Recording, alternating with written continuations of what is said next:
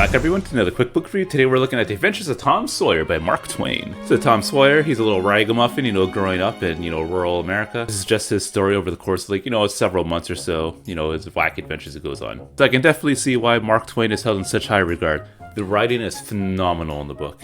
As far as I'm concerned, the writing is what carries it. I get it, it is a kid's story, alright, I do understand. Considering this thing is supposed to be a kid's book, I would actually argue that adults would get more out of it.